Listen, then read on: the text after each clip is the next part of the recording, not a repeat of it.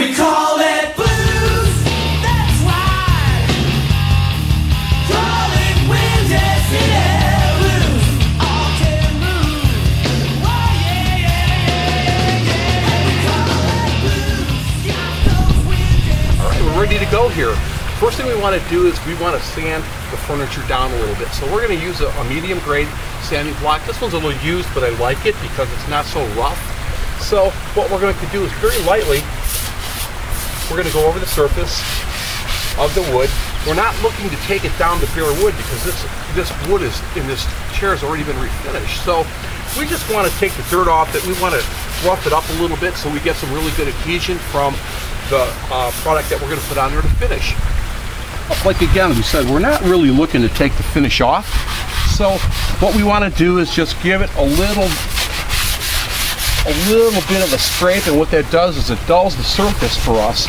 So when we put our marine style varnish or exterior teak varnish on here, that it has some bite to the wood, so it has something to bite to on that finish.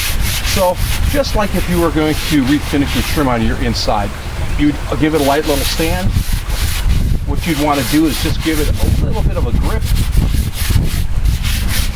And after you're done with that, you just wipe it off with a towel, get the dust off it, and then we put a finish on.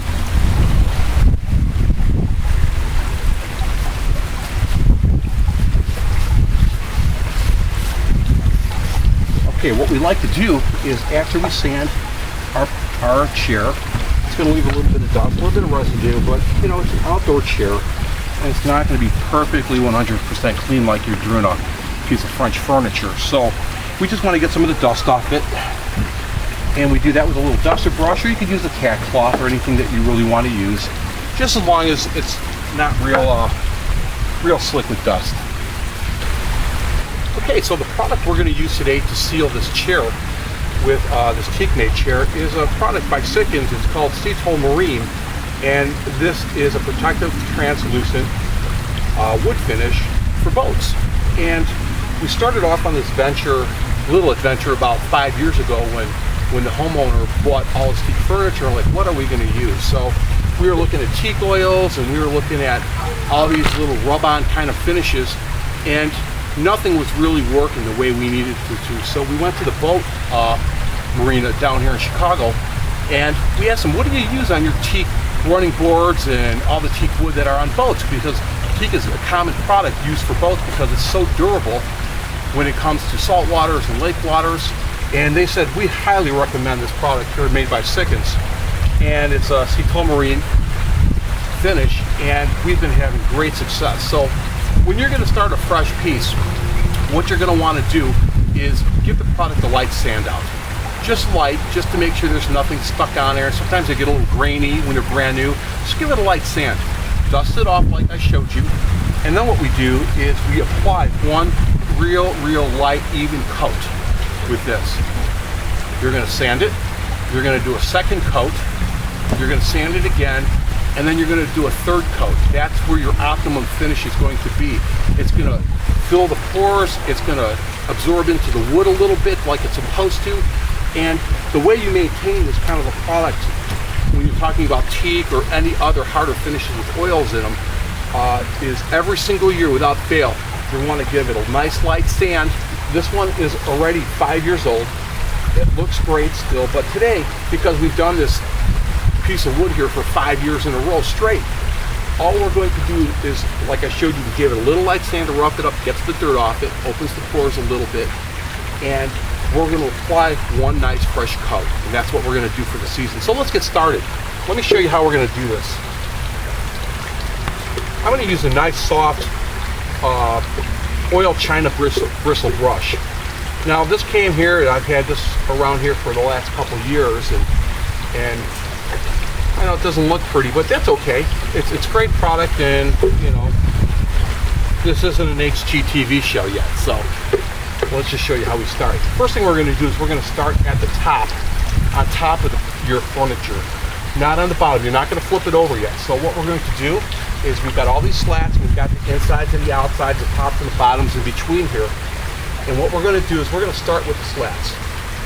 Not with a real drippy brush, just kind of kind of like, you know, a nice light finish on the inside.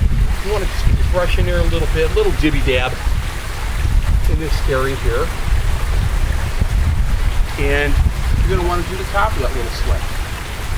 Now, if you notice, we're not trying to finish the whole board here. We're going to do a couple of these at a time, and it goes really far. This is an oil-based product. It really goes far. You get a lot of mileage out of it. You want to keep your brush a little bit wet, but not drippy. And we're going to get inside those slats, tops and bottoms. And the reason we start with the top instead of starting on the bottom like some people would think so is because it may drip behind the chair. You might get these little drips where your brush put through there a little too much and it drips down the back. And what you want to do is, once you do your top, you kind of just do a fast little coat. Then you flip it over and you brush the drips out so they don't have these big gobs and big goobers kind of like coming down the back of your nice chair. So, as you see here, we're going to do a couple slats at a time. And as you notice, I'm not putting it on super heavy. I don't want this stuff to drip off because it's got the consistency of a little bit lighter honey. It's not quite as thick. It doesn't have the viscosity of a honey, but pretty darn close. And it really brushes out beautiful. And as you see here, as it looks wet, it's got a little bit of a shine. As it dries, it's going to dull down just a hair, but not much. Not much. It's going to give you a nice little sheen here. Probably a little bit of a low luster to an eggshell. It's not really a semi-gloss finish, but we don't want that. We don't want to feel like we're pulling up to a White Castle that is so darn shiny, you know. And then what I do is I do a little bit because you don't want it over drying. Start from this side, brush out. Start from this side, brush this way. That way you don't have lap bumps. See that? See how nice and easy that is? Well, you continue through the rest of the chair on all the slats, and then what I do is I do the rails. But here's something you got to remember. If you're going to flip the chair over and do the bottom, you're not going to want to do the tops of your handrails or the tops of this right now. I go back and do that later because when I flip it over, it needs to stand on the ground somewhere. The weight's going to be on your arm rails and on the top of this, and we'll show you that in a little bit. Okay, we started off with the top of the chair, and the reason we do that is because almost all the time you're going to get something dripping through the slat like this. And this is what I wanted to show you. This is why we actually started on the front, because we can get rid of this now while it's wet and it's still tacky. So what we're going to do is we're going to take our dry brush and just kind of get rid of it like that. And we call this babysitting your drips. And there's lots of products that are drippy, whether they're latex or wall paints. You have to babysit all the time. So what we're going to do here is now we're going to do the back of the slats, and we can pretty much finish everything on this chair now upside down. And then what we'll do is we'll flip it back over and we'll do the armrest and we'll do the head rail here, what it's sitting on right now, because we didn't want to finish this because look what's happening here. It's going to be upside down. So we need to think ahead when we're doing a piece of outdoor furniture or any piece of work that you're working on that you have to finish. How are you going to flip it? What are you going to stick it onto? So let's say, for instance, we did finish this and we flipped it over. It would be sticking to the tarp, and you get a nice ugly line of dirt in your varnish, and then that's a big mess. We don't even want to deal with it. So I'm teaching you today the correct way to think ahead about your projects. So with a nice light brush, doesn't have to be real heavy. Now remember, we've already done the insides of the slats, so you don't have to spend too much time. Just put your brush through them just to get that little lip. I'm kind of cruising through it. This is not like rocket science, but you know, if nobody takes the time to show you how to do it, then you've got to try to investigate yourself and make all the mistakes on your own, and let's not do that. You know, you can call us and talk to us anytime, and we'll tell you how to do something. I got no problem with that.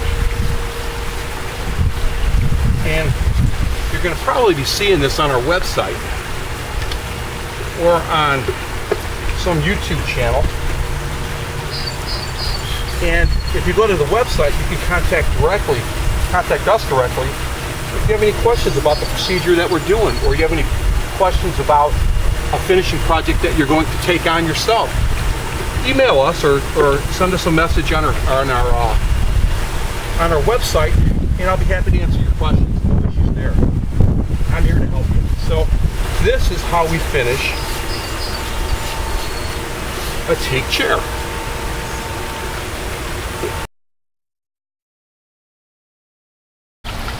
All right, as we continue putting our finish on the bottom of the chair, there's other things here you need to be aware of, like for instance the spindles that come around.